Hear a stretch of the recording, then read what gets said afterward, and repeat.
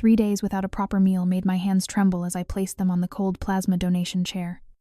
Keely, the young nurse, had been smiling and chatting until the first drop of blood slipped into the tubing. Her face suddenly drained of color, as if I had just handed her a piece of criminal evidence. She stepped back, eyes locked on the sample. Ms. Lane, don't move. Keely hit the emergency call button. We need the director. Immediately, that moment changed my life in the most unexpected way. My name is Harper Lane, and I am 46 years old. Before I continue with what they discovered in my blood, please tell me where you're watching from, and what time it is. I truly want to know who is on the other side of this story. And if you've ever had to rebuild your life after the very people you trusted made it collapse, hit subscribe. Now, let me take you back to the nurse's desk. I took a deep breath as Keely returned to her workstation, trying to keep her face neutral, as if nothing unusual had happened. I tried to act the same, lowering my gaze to the stack of papers and asking about health conditions, income, and most recent full meal. Those uncomfortable questions used to make me want to tear the form in half. Today, I just wanted to get it over with. I wrote an untrue number in the most recent meal box. 3 days sounded less horrifying than 4 or 5. A part of me felt ashamed for lying. Another part thought, the woman who once signed contracts worth tens of millions of dollars, but was now selling plasma to survive what pride was left to protect. My coat was frayed at both elbows. My shoes were worn down so badly I could barely remember their original color. I pulled the zipper higher, covering the old t-shirt underneath. Even though I knew no one in this room cared, everyone had their own quiet desperation. As Keely tightened the strap around my arm, old images rushed back: the glass building of Lane Urban Demolition and the 34th floor, where I once stood watching Denver at sunrise. Back then, life had order, plans, direction. Now, I was sitting on a worn-out recliner, listening to the steady pull of the extraction machine, as if it were reminding me just how far I had fallen. Mitchell once said something I never forgot: I'm not marrying a woman who can't take care of herself. Then he walked away, leaving me in a foreclosed house, with nothing but the ticking of a wall clock counting down to the day I had to vacate. I thought I had grown used to loss, but today, something felt heavier. Keely tilted the glass slide under the light. At first, I thought she was just checking color or flow, but then she examined it again, and again. She wasn't looking at me. She wasn't smiling like before. She didn't say, "You're all set." I watched every movement she made, noticing the slight tremble in her hand, so faint she had to rest it lightly on the table to steady herself. A thought shot through my mind: cancer, a blood disorder, some deadly infection. My body turned cold, though the room was already cold enough. Keely spoke softly, just loud enough for me to hear. "Ms. Lane, please don't move."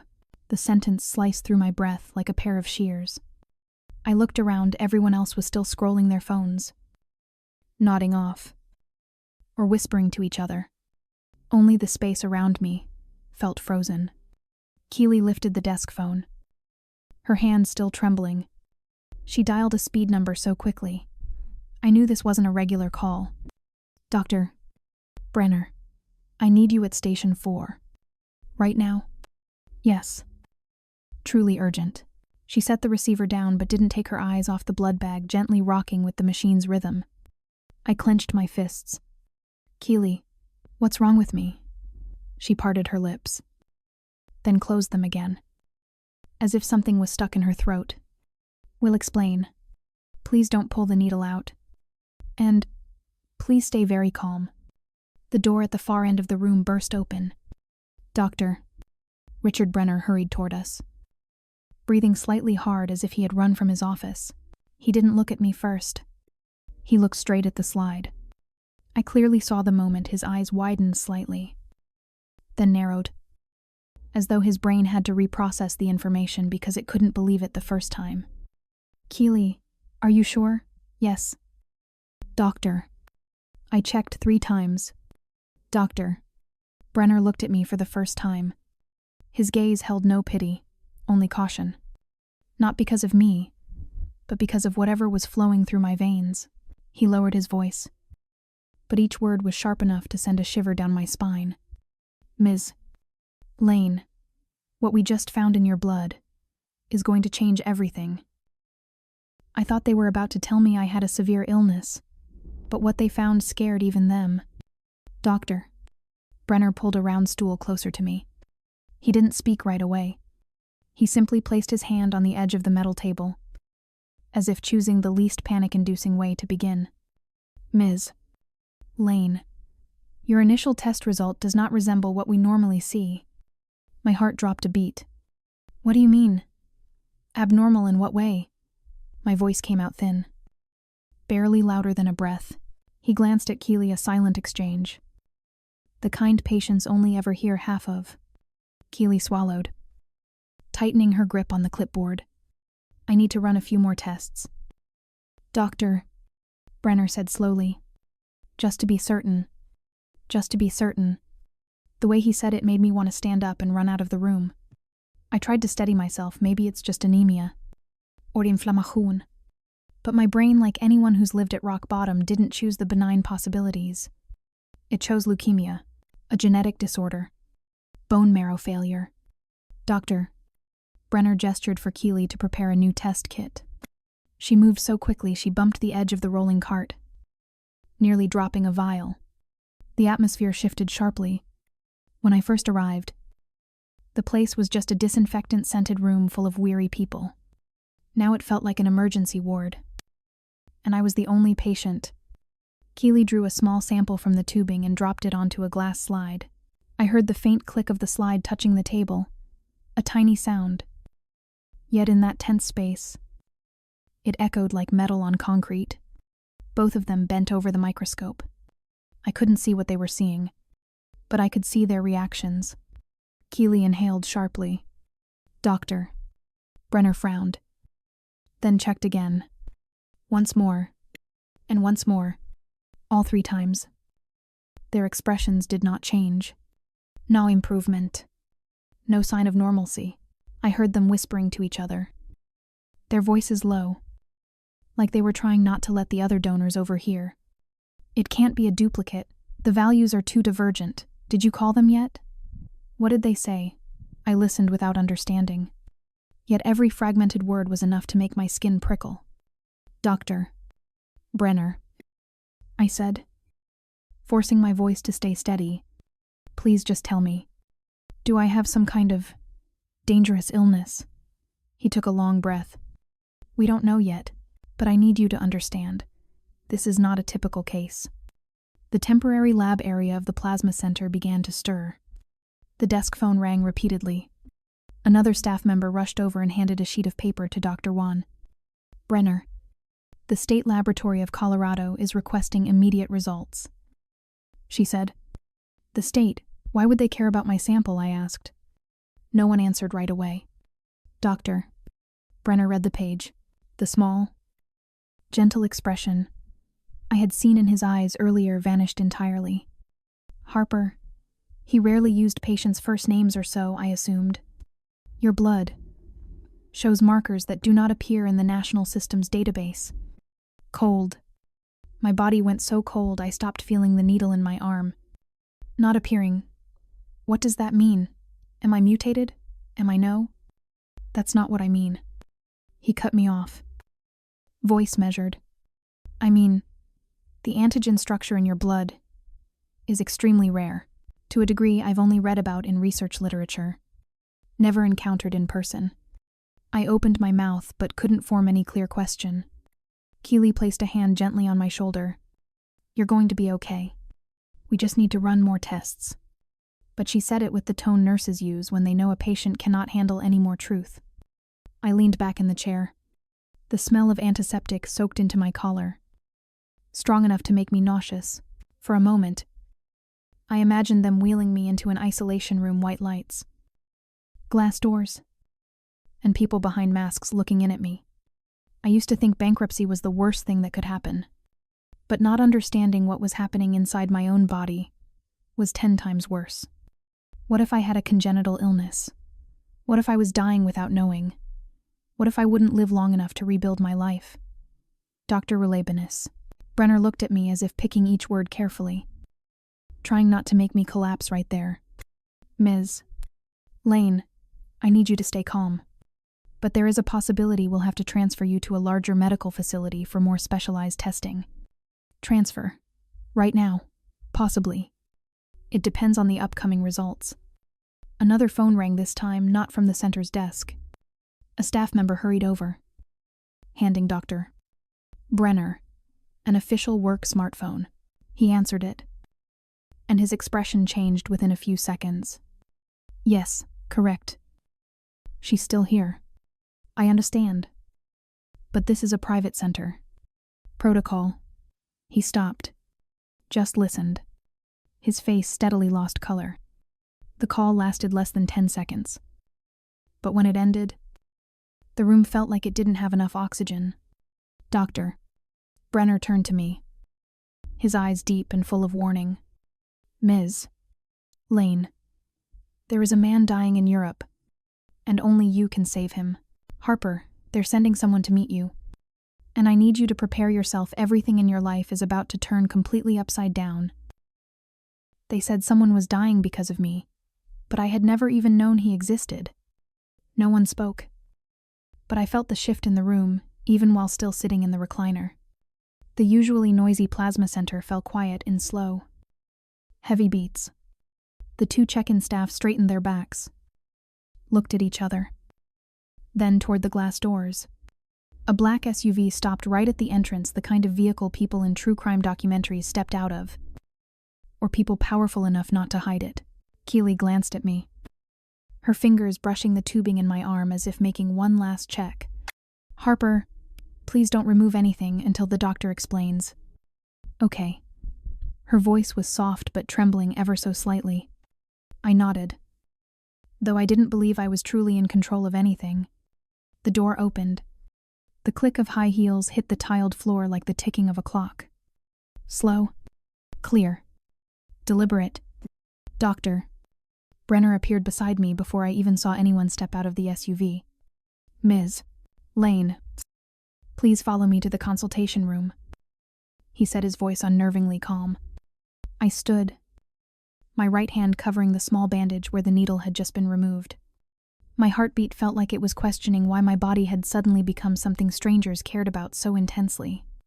The consultation room was small, with the smell of antiseptic and harsh white light pouring down from a ceiling panel, a wooden table, and 3 chairs. No window, the kind of room where you expect bad news. When the door opened again, I saw the woman, somewhere in her early 40s, with black hair tightly pinned back, wearing a light gray tailored suit, the kind so expensive it could make you feel a few $1,000s poorer just by standing near it. She entered the room like someone used to, carrying the decisions of an entire lineage. Ms. Lane, she said, her voice a mix of American and European English, crisp, sharp. I am Lucienne Caro. No handshake. No diplomatic greeting. Just a sweeping assessment from my frayed coat to my worn-down shoes. I swallowed. Who are you, and what is happening to me? Lucienne placed a leather case on the table, unlocking it with a soft click that somehow felt offensive. I am here on behalf of a family in Europe, she said. They are facing an urgent situation, and you, Harper Lane, are the only person who can resolve it. The words hit me like I had misheard them. Lucienne pulled out a folder, revealing pages of test data I couldn't make sense of. A man is in critical condition, she said bluntly. He needs an extremely rare blood type, one that you possess. He blinked. But how I came here for $50. And now, we would like to pay you far more than that. She slid a document toward me. I didn't know the exact amount. I just knew it was enough to make my chest tighten as if I were short of air. Why? I asked. Why is my blood worth that much? Lucienne looked me directly in the eyes, for the first time, softening the frost just slightly. Because your blood is not like ordinary blood. In the entire world, the number of people with this structure can be counted on one hand. I sat frozen. And if you agree, she continued, your blood will save a life. A very important life. Doctor, Brenner showed me again a map. A maze of endless symbols. I don't understand. He admitted. Lucienne tilted her heel.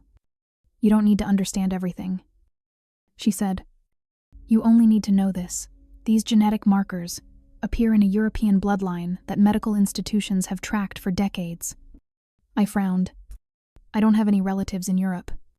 Lucienne let out a small smile, the kind of smile belonging to someone who knows a secret you're not allowed to know yet. Are you certain? A cold shiver ran from the back of my neck to my spine. What do you mean? For now, she said.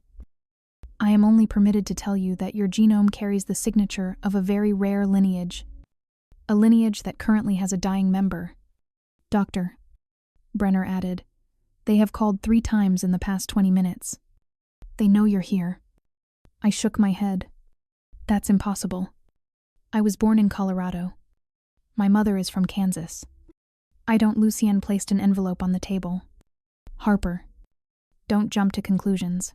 There are many things about your family you were never told. I leaned back in the chair, feeling as though the world had suddenly expanded so far that I could no longer see where the edges were. On one hand, I was broke, surviving on the kindness of others. On the other, a stranger was asking for my blood to save a life on the other side of the world. And if I don't go, I asked. Lucienne didn't answer immediately. She closed the leather case and stood. When someone is dying, she said, the question is not why me, but if not me, then who? My hands tightened around the edge of the chair. This was a warning. Or an opportunity. Or both. Lucienne looked straight at me. Her voice as sharp as a laser cut. Harper, your flight leaves in 3 hours.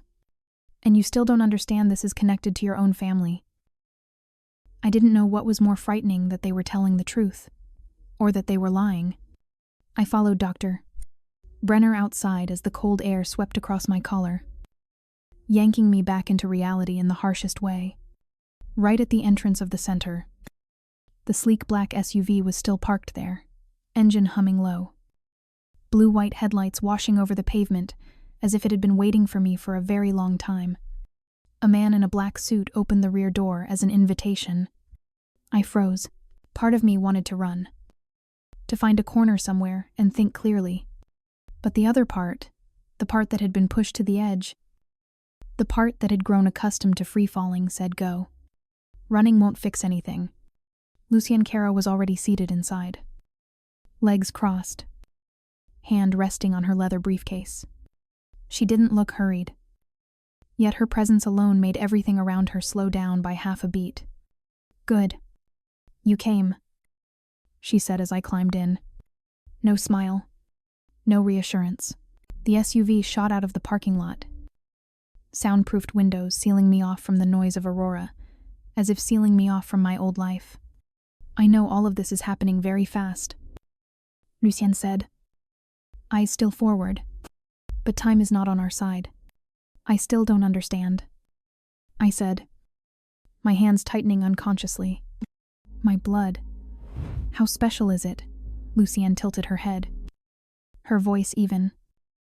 Not dramatic, but heavy as stone. The man who is dying needs an antigen type that almost no one has. Not rare as in 1 in 10,000. Rare as in 1 in tens of millions. My chest tightened. And I'm the only one in the Western Hemisphere at this moment. Yes. I looked outside. The rows of shops. The drive-through restaurants I used to stop at back when I had money. Now all drifted past like pieces of a life I once had but no longer belonged to. Why me? I whispered. Lucienne turned and looked directly into my eyes. That is a question you cannot answer until you know who you truly are. The sentence sent a chill racing down my spine. I know who I am, I said, trying to steady my voice. I was born in Colorado. My mother was from Kansas. My father never spoke of his family. Lucienne cut in. I went silent. For years, I had asked my father about his parents, about his childhood. He always smiled and said, "Nothing worth mentioning. Harper, we build our own lives. No photographs, no visiting relatives, no hometown stories. When my mother died, I thought he was too heartbroken to talk about the past. But now, the pieces began showing gaps too large to ignore.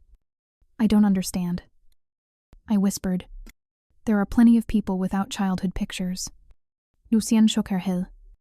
"Not the kind of don't have, the kind of not allowed to have." The SUV made a sharp turn, tires grinding against the pavement, and my heart skipped a beat.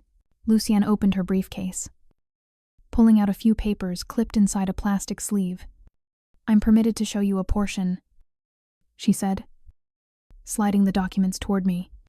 I looked down, dense gene notations, bar graphs, and charts I couldn't interpret. But in the corner, one line was bolded, cluster R null equivalent, divided by family restricted occurrence. I looked up. Family restricted. You mean, a bloodline has this type, not just a bloodline, Lucien said. A house that possesses it, a lineage that has passed it down through generations. And it has never appeared outside the family, until you were born. The moving room, the SUV, suddenly felt smaller. The air grew thick enough that I had to open my mouth to breathe. I don't belong to any lineage," I said, my voice cracking. Lucien remained composed. "That is what you believe." I shook my head hard. "Do you not hear how this sounds? Like some kind of scam. Luring a desperate person into a luxury car, and then harvest your organs." Lucien raised a brow. "Harper, if that were our intent, we would not be required to ask you." I swallowed. "Why should I trust you?" I asked. Lucien answered without blinking. "You do not need to trust me. Trust what runs in your veins. Something no country, no organization, can fabricate." She tapped the folder. "Why do you think the state lab kept calling? Why do you think we knew your name in under 2 hours? Why do you think a family across the world already knows where you are and what you're doing?" I had no answer. Because deep down, despite wanting to deny everything I knew, no scam operation could gather information that fast. The SUV passed through the security gate of a small airport. No line of cars. No TSA agents. Just a silent runway and a waiting white jet. Lights under the aircraft stairs flicked on as the vehicle stopped. The cold Colorado night air sent a shiver crawling under my skin. Lucien stepped out first. "Harper, everything you think you know about yourself is about to change." I stood at the foot of the aircraft steps, staring into the brightly lit cabin. A new world. A massive secret. An answer I wasn't sure I was ready for. Lucien turned back to me from the third step, her voice lowering. "Before you board, there is one thing you need to know. The man who is dying is not a stranger. If you are still following this story, comment the number 1. It lets me know I'm not telling this story alone." I didn't know what frightened me more, the truth they were about to tell me, or the memories I was about to face. The night wind on the runway whipped across my face like a late warning. Each metal step gave off a cold, hard sound as I climbed into the private jet waiting with its door open. Inside, the cabin was silent, like an airborne luxury apartment, champagne-colored leather seats, soft amber lights, and a polished wooden table gleaming enough to reflect my own face. When the aircraft door closed, the clicking sound felt like a lock sealing my old life shut. Lucien sat across from me, legs crossed, expression unreadable. Neither of us spoke as the plane began to taxi. I had once signed multi-million-dollar contracts without my hands shaking. But in that moment, sitting on a strange plane headed to a place I did not know, my palms were drenched. Once the aircraft reached cruising altitude, the engine settled into a steady hum, like a mechanical heartbeat. Lucien removed her gloves and set them aside. For the first time, she looked like an actual human being, not perfect, not untouchable. "I know everything is happening too fast," she said. "But Harper, If we don't arrive in time, that man will not make it through the night. I don't understand why it has to be me. I said, why, my blood? Because it doesn't resemble anyone else's in this region's medical records. Lucien Alcer. And because it once existed in only one family. Her words hit me like a punch straight to the stomach. Lucienne opened her briefcase and pulled out the file. I'd only glimpsed at the center. If you look closely, she said, this pattern is not random. I stared at the page-black lines of text. Genetic symbols far beyond my understanding. But in the middle, a red-circled box stood out, R null equivalent. Family restricted occurrence. What does that mean? I asked.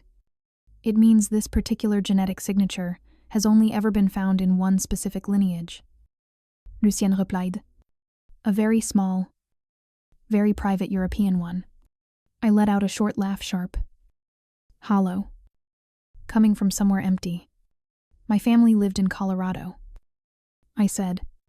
My mother died young. My father fixed cars to get by. No castles. No aristocratic bloodline. Lucienne didn't deny it immediately, which only frightened me more. Your father, Lucienne said slowly. Did he ever tell you anything about his past? Of course. I said instinctively. He told me, but mid-sentence. A horrifying realization hit me. No, my father only ever talked about his life after the age of 30. No teenage photos. No siblings. No relatives ever visiting. No European voices calling on holidays. Just a life starting from the moment he moved to Colorado. Before that, nothing. He always avoided questions about his family. I whispered, as if confessing something shameful. But I never thought much of it. People do not avoid things for no reason. Lucienne said. They avoid them because being truthful would put someone they love in danger. Lucienne pulled out a thin envelope. I didn't want to show you this so early, she said. But perhaps you need it to understand. Inside was a slightly yellowed photograph, a white stone estate overlooking the sea. Wide steps, carved statues on both sides, and in the center of the photo, an older man is standing beside two younger ones. The man on the left, when I looked closely, made my heart misfire. High cheekbones, a slightly tilted smile, eyes both cautious and kind, a face I had seen every day for more than 30-something years. Only younger, more confident, and far wealthier. This, my voice caught. This looks like my father. Lucienne neither confirme nor deny. This photo was taken in Marseille, she said, many years before your father came to the United States. I tried to inhale, but my lungs felt squeezed. If that really is him, I whispered, then half of my life has been a different story entirely. Lucienne placed the file back in front of me. Harper, she said, her voice shifting from command to a rare, quiet compassion. Your father left that lineage behind to live an ordinary life, to protect you. But blood does not disappear just because someone wishes it to. I stared at the photo, at the younger eyes of the man I thought I knew. Every memory felt suddenly loose, scattered like shards of glass under a new light. I exhaled, my hands shaking. If everything you're saying is true, I asked, then the dying man, what is he to me? Lucienne looked at me, her eyes no longer cold. Not a stranger, she said. Never that. Then she lowered her voice, each word dropping into the quiet cabin like a weight. Harper, the man who is dying, carries the same bloodline as your father. I thought I was about to hear an explanation, but it turned out I was about to hear a confession for an entire lifetime. The plane touched the runway with a light bounce, making me sit upright as if my body knew I was about to step into a place that did not belong to me. Through the window, I saw the coastline in the distance, a faint curve in the early dawn light. No billboards, no crowded terminals, just a row of low white buildings and ancient olive trees trembling softly in the wind. The aircraft door opened, and the Mediterranean breeze, thick with salt, struck my face. stirring something very distant. Very vague inside me that I could not name. 2 steel-colored SUVs were already waiting. 4 men in dark suits stood in a row, not the hired guard type, but the kind who had been silent keepers for the generations before them. Lucienne stepped down first. I followed, trying to look composed, as if I were simply heading into a meeting with a difficult client, and not the secret of my entire life. The road leading to the estate stretched between 2 rows of tall cypress trees, straight enough to use as a ruler. The silence was profound. The crunch of tires on gravel could be heard stone by stone. The building emerged after a bend, a large stone structure with high arches and glass doors opening toward the sea. I had stayed in luxury resorts back when I was a CEO, but nothing had ever felt hereditary like this. The luxury here wasn't flashy, it was still rooted, as if this place had stood for centuries and quietly accepted one more stranger crossing its threshold. "Harper," Lucienne said softly as the doors opened. "From this point on, everything you see relates to you in ways you never imagined."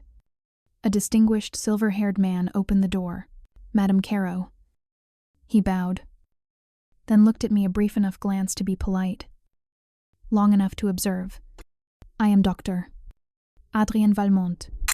His name sent a cold shiver down my spine, not because of the elegance in his voice, but because something about his tone felt familiar, like a sound from childhood, buried too deep to access clearly. Inside his study, the scent of fresh documents mingled with old oak. "Harper," he said as he sat, "I will speak plainly. Your blood type, it is not just rare, it carries a genetic signature that appears in only one bloodline in all of Europe." I gripped the edge of the chair. "What family?" I asked, my voice nearly gone. Valmont looked at Lucienne. She gave a slight nod, permission for him to continue. "The Montpellier bloodline." I had never heard the name. Most Americans hadn't. But the look in Lucienne's eyes told me that this name weighed more than the stone estate I had just walked into. "I do not belong to any bloodline," I said quickly, the words falling out like a reflex. "My father, he was just a mechanic." Valmont set down the file, then turned his monitor toward me. On the screen was a gene map, and beside it, another one. 2 graphs nearly identical. A single bold line. "Match 99.982% direct descendant." I couldn't breathe. Lucienne guided me down a long hallway. Each step echoed sharply against the stone floor, cold, crisp, like knocking on the door of a past I was never allowed to know. The patient room door opened with a barely audible beep. Inside, the man lay there. His skin was pale, but his closed eyes carried something familiar. Not familiar in the sense of resemblance. Familiar in the way the curve of his brow tilted downward, the same way my father's did when he read the newspaper. The straight bridge of his nose, the way his hands rested on the blanket, the exact position my father used when waiting to pick me up after parent-teacher meetings. I had to grip the doorframe to stay upright. "His name is Etienne Montpellier," Lucienne said. "The youngest brother of the man who is your father." The world tilted sideways. I closed my eyes. But the image of the man on the bed burned behind them like neon after staring too long. "Why? Why did he leave?" I whispered. Valmont answered, though his voice carried the tone of someone who had watched this tragedy for many years. "Your father, his real name is Adrien Montpellier, was the second heir. But he rejected the role, rejected the fortune, and rejected everything. He left the family in the night, no notice. No trace. For what I asked. My throat raw. Lucienne replied for him, to choose the life he wanted, and to spare you from the battles this family once waged. Why didn't he tell me?" I said, louder than I expected. "Why did I spend my whole childhood not knowing anything?" Valmont exhaled slowly.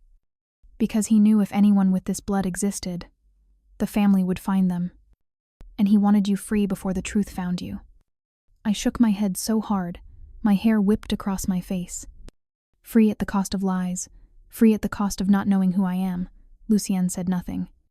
Valmont said nothing. The silence was so heavy, I felt as if I were breathing through someone else's lungs. I turned away, trying to steady my breath. Layers of memory flooded back. My father dodging questions about his past, the look in his eyes whenever European news came on his strange caution every time I took a picture of him and posted it online. All the fragments clicked together. He thought he was protecting me, I said, voice tightening, but all he did was make me feel like I lived in a story that wasn't mine. Lucien stepped closer. Harper, sometimes the truth must be buried so another person can live in peace. I turned and looked her straight in the eyes. Peace never comes from being hidden. No one contradicted me. A quiet, simmering resolve rose inside me, the same kind that once led me to leave my old company and build my empire from nothing. I will see my father, I said. As soon as I return home. Lucien nodded, a trace of relief softening her features. He will have to tell the truth. All of it. I looked again at the man on the bed. A part of me wanted to walk away. But the stronger part, the part that had survived so much, whispered, I need to know what else has been kept from me. Valmont stepped beside me. Lowering his voice, Harper, your father did not just leave behind a family. He left behind a throne. They say the truth will set you free. But before it frees you, it will destroy you first. The hospital room door shut behind me with a soft click.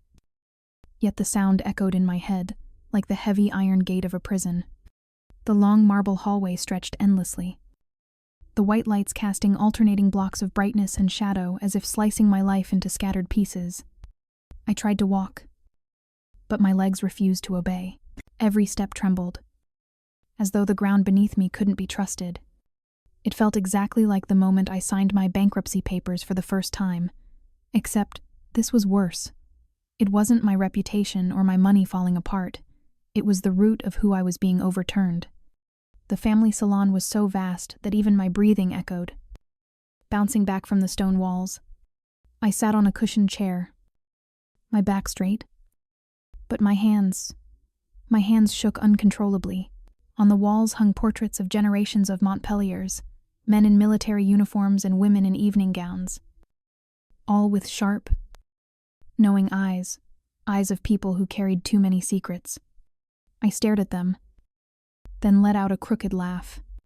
I really thought I was the daughter of a mechanic who liked fixing old cars. I whispered. A woman dusting a corner of the room glanced at me. There was something in her eyes as if she had seen this face many times before.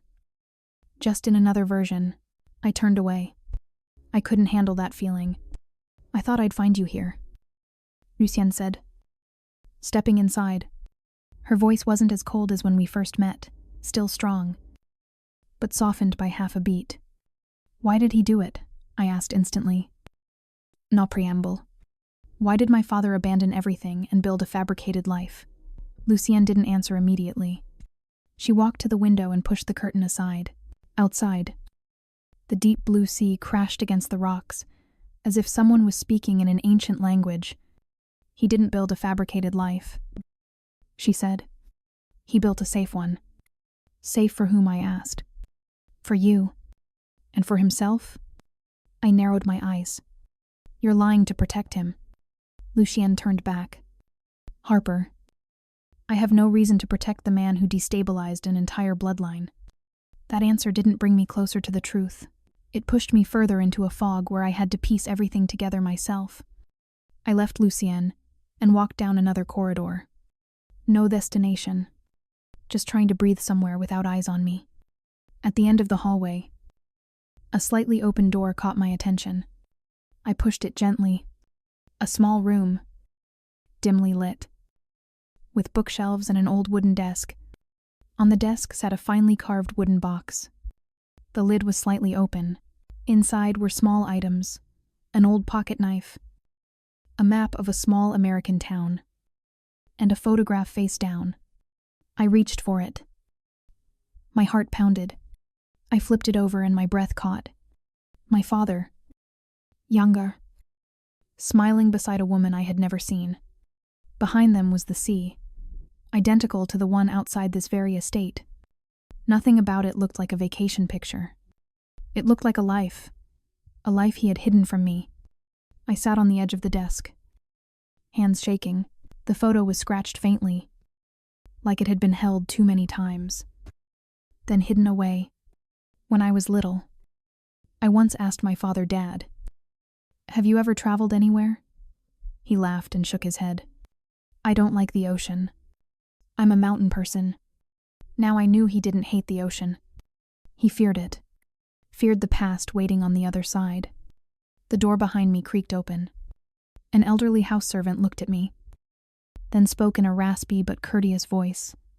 He once loved this place, but he never came back, because if he had, he would have lost what mattered most. "You knew my father?" I asked, standing abruptly. The man nodded. "Master Adrian was very kind, but he chose to leave to prevent a war within the family." My chest tightened. It wasn't simply my father lied to me. It was a man trying to keep two worlds from hurting each other. I walked back to the main salon, slower but steadier. Lucienne was still there, as if she knew I would return. "I understand now," I said. "He didn't run from power. He ran to protect me." Lucienne nodded faintly, saying nothing. "I will see him," I continued. "And this time, I won't accept half-truths." "Good," Lucienne replied. It's the one thing he never had the courage to face. I looked out at the sea. The waves struck the rocks with a steady, powerful rhythm, like a heartbeat returning to its real pace. I had lost everything once because of a career accident, but what happened today was the first time I lost certainty about myself. And also the first time I knew, to reclaim my life, I had to begin by confronting the truth at its origin. The old servant entered, handing Lucienne a wax-sealed envelope. She skimmed it, then turned to me. "Harper, there is something your father never told you. Not because he wanted to hide it, but because if he said it, you would never look at him the same way again.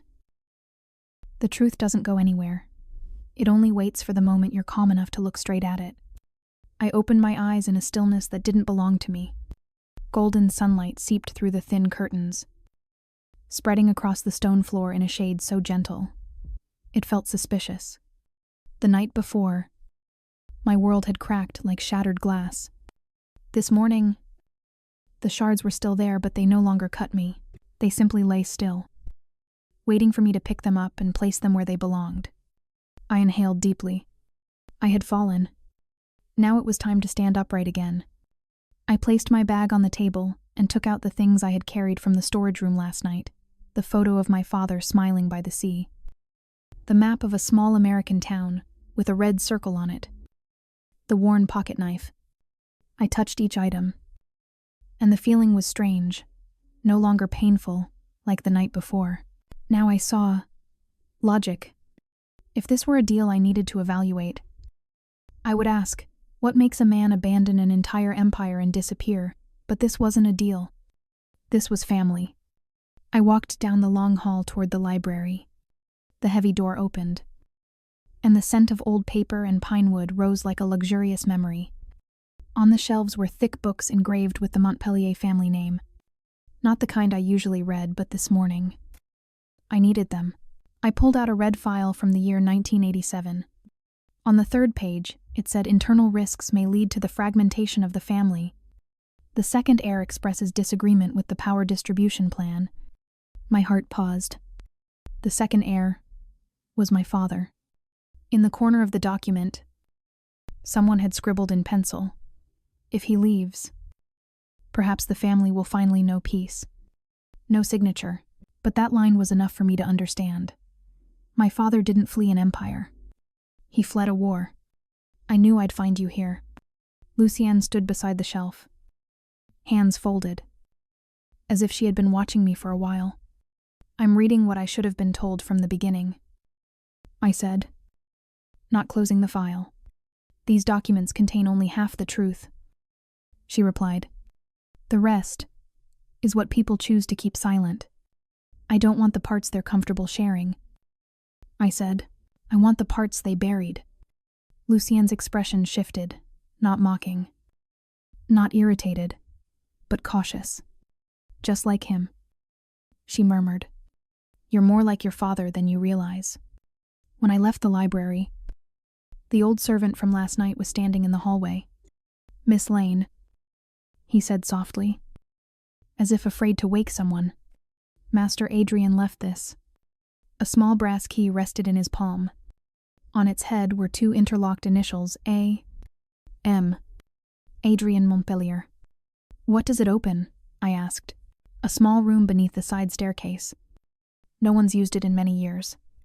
Then he added, gently as a breeze, there are things he never had the courage to say aloud, but still wanted his child to find. My chest tightened. Painful, but the kind of pain that leads to truth. The small door was hidden behind a statue. The old lock fit perfectly.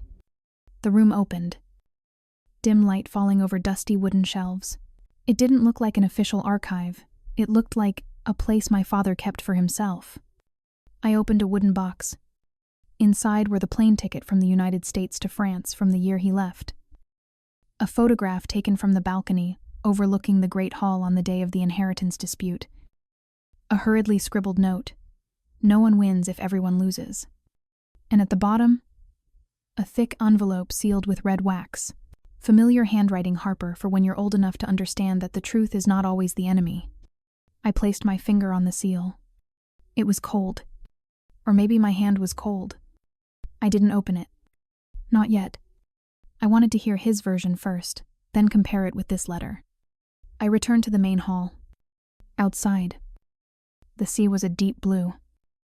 Waves hitting the rocks like counting the seconds to the decision I was about to make. Lucien stepped beside me. I will return to the United States. I said, I will ask my father everything. Not through documents. Not through anyone else. From him. Lucien watched me for a long moment. Then said, Then Harper, prepare yourself. His answers will not resemble anything you are imagining. I tightened my grip on the envelope. I had run long enough. It was time to go back. As I bent down to slip the envelope into my bag, my eyes accidentally caught the backside, a fin line. Blurred. Written as if in haste.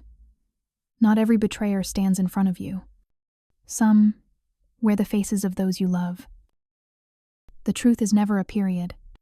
It is simply the place where you begin again, with eyes open. I returned to Boston on a cold afternoon. My father's small house sat at the end of a quiet street. Warm yellow light spilling through the window like an open hand. He stood waiting at the doorway. No pretending to be strong. No excuses. Just an old man who had carried a secret too heavy for far too many years. We sat at the old wooden table. I held the red wax envelope in my hand, still unopened. I want to know why you left, I said. He exhaled. His eyes etched with the lines of time. Because I didn't want you to grow up in a family where power mattered more than love, he said. I chose to become an ordinary man, so you wouldn't pay the price for battles you never created. No apology. No justification. Just the truth raw. Painful. But freeing. You can go back there, he said. You have the right. I shook my head. I want to know where I come from, I said. But I don't want that place to define me. He looked at me for a long moment, and for the first time, I saw not only regret in his eyes, but pride. The next morning, I walked to the shoreline where I usually ran. The wind stung my face.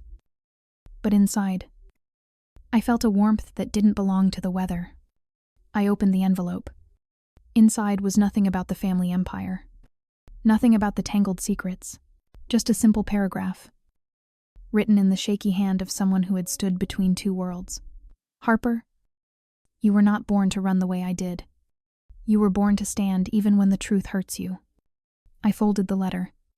It felt like someone had placed my heart back into the right position. That night, I stood by the window of my new apartment, not belonging to the Montpelliers. Not belonging to the Lanes. Belonging only to me. I understood where I came from. I understood my father's fear. But most importantly, I understood I didn't have to choose between two worlds. I could write my own story with my own hands. My own heart. and everything I had lived through. I opened my laptop and typed the first line of a new journey. One day, I will return to where everything began.